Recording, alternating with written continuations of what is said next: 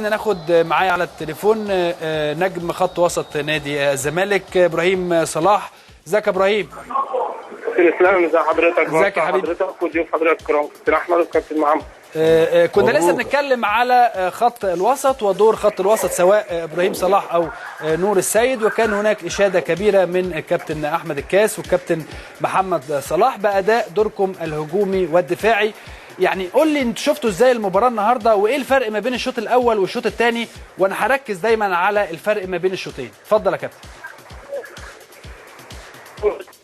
الموضوع الشوط الاول احنا تقريبا دخلنا في ماتش متاخر شويه، كنا بنلعب بهدوء شويه الشوط الاول، حاسين ان الوقت لسه قدامنا، وده الغلط اللي احنا وقعنا فيه. يعني الموضوع الفريق الثاني احنا اللي ادينا له الفرصه، هو فريق كويس فريق محترم، بس احنا اللي ادينا له الفرصه ان هو يدخل معانا في الجيم في الشوط الاول. وده اللي احنا عملنا عكسه في الشوط الثاني، اللي احنا ضغطنا من اول دقيقه لاخر دقيقه ضاغطين عليهم في ملعبهم، احنا اللي بنضغط طول الشوط الثاني، وده الفرق البسيط ده ان احنا ادينا لهم الفرصه ان هم يدخلوا معانا في الجيم. طب يا ابراهيم قول لي انتوا دخلتوا يعني ايه دخلتوا الماتش متاخر؟ يعني انا عارف هل ما سخنتوش كويس ولا يعني مش دارسين المباراه؟ لا مسخنين ومركزين وكل حاجه، لكن احنا عارف يا كابتن الاحساس ان مثلا لسه 90 دقيقه هنجيب دلوقتي، لا هنجيب الفرقه الثانيه مثلا خايفه من الزمالك في ملعبه وسط جمهوره، بيلاقوا الامور عاديه، وهم دخلوا معانا في الماتش. وكمان في حاجه ثانيه، في سوء يعني في سوء توفيق كبير في الشوط الاول كمان، ضيعنا في الشوط الثاني ضيعنا كتير، فده اللي خلانا وصلنا للحل.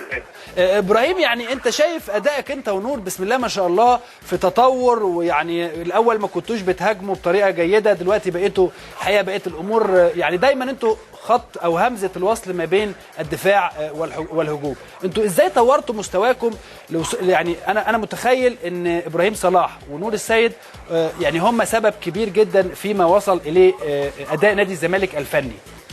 يا كابتن هو احنا بنعمل حاجه، ان احنا كل واحد بيحاول يعمل دوره. انا كان دوري مثلا اكثر شويه دفاع، اديت الفرصه لنور ان هو ممكن يزيد. نور بيتميز ان هو بيسدد كويس، فبيزيد تحت الفراوده، ممكن يشوط، ممكن يعمل كره على الجول. انا بدافع كويس وبعمل دور الدفاع قدام صلاح وفتح الله.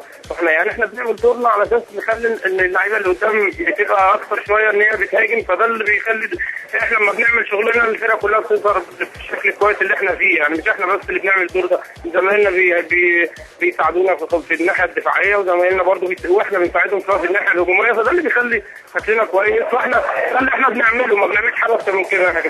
تمام يا ابراهيم، يعني هطلعك بره المباراه، انت واحد من اللي عندهم تجديد عقود مع نادي الزمالك، هتعملوا ايه خلال الفتره القادمه؟ والله يا كابتن هو كلام كتير قوي. يعني انا في يومين اتنين فاتوا سمعت 12 موضوع عني. ده ابراهيم بيشترط على الزمالك، ده ابراهيم بيقول مش عارف، الزمالك بيقول لابراهيم مش عارف ايه. انا بقول بس كلمه واحده، والله احنا لسه ما قعدناش، يعني احنا لسه ما قعدناش مع الناس، هم الناس مؤجلين عشان الفتره دي في ماتش كبير، فاحنا هنقعد وهنتكلم، وما فيش عندنا مشكله في الاول. الموضوع مبدئي ان احنا كلنا موافقين ان احنا نكمل في نادي الزمالك، مش عندنا اي مشكله. اصل انت تحديدا يا ابراهيم، يعني انت ابراهيم انت تحديدا من الكلام اللي بسمعه كتير عليا، انا اسمع احنا ان شاء الله نقعد بعد مباراه الجيش هنقعد وهنتكلم، وانا ما عنديش اي مشكله، واللعيبه كلها بصراحه مرحبا ان احنا عايزين نكمل عشان نحافظ على الفرقه وعلى الشكل الكويس اللي احنا ماشيين بيه ده. يعني يا ابراهيم انت ان شاء الله خلال الفتره القادمه بعد يوم الثلاث ان شاء الله هتقعد مع الاستاذ او الدكتور عبد الله جورج علشان تتكلموا فيها العقود. هنتكلم عن كل التفاصيل، وان شاء الله ما فيش اختلاف، لان انا حابب اكمل والناس هي حابه اكمل، فده المهم في الموضوع. حته بقى الناحيه الماليه والحاجات دي اكيد دي فيها اتفاق، لان مش هتفرق كتير بيني وبين الفريق، لان هم انا عارف ان هم اهم حاجه هم حابين اكون موجود، وده الاهم بس.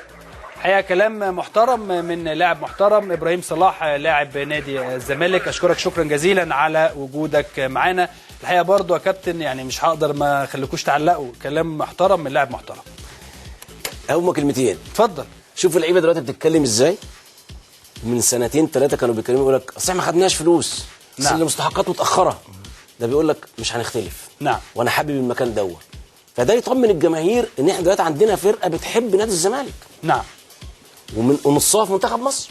تعليقك يا كابتن احمد؟ انا بحييك وبحيي طبعا فريق الاعداد، لان نقطه مهمه جدا. انا يمكن قريت تصريح لابراهيم صلاح بيقول ان انا كده عايز نادي الزمالك، واي اشاعات ان انا هروح هنا او هنا ده مش صحيح.